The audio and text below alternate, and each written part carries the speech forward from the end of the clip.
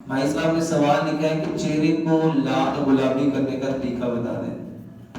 میرے محترم بھائیوں، چہرے کو اگر آپ تر و تازہ کرنا چاہتے ہیں، شاداب کرنا چاہتے ہیں، خوبصورت کرنا چاہتے ہیں، اپنے چہرے پہ شادابی لانا چاہتے ہیں، اپنے کلر کو فیئر کرنا چاہتے ہیں، دوائیوں کے چکر میں نہ پڑو، دوائیوں کے چکر میں نہ پڑو، لمبا سجدہ کرنا سیکھو، لمبا سجدہ کرنا سیکھو۔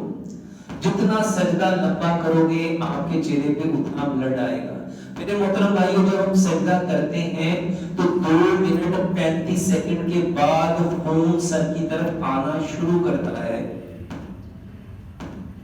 جب آپ نے سجدہ کیا تو فورس آف گریوٹی کے اکارڈنگ 2 منٹ 35 سیکنڈ کے بعد خون نے سر کی طرف آنا شروع کرنا ہے، دھیرے دھیرے۔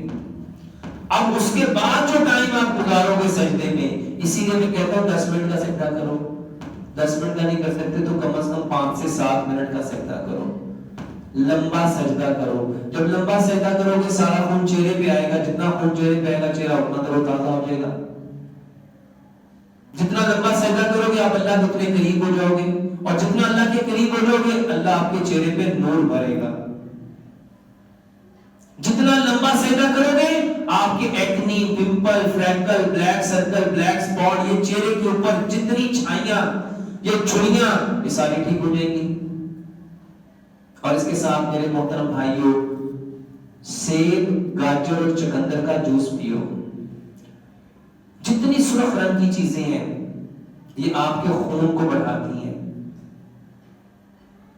اس کو بکثرت پیو، چاہے وہ سبزیاں ہیں، چاہے وہ پھل ہیں، چاہے وہ ڈرائی فروٹس ہیں، چاہے وہ اجناس ہیں، اس کو بکثرت لو۔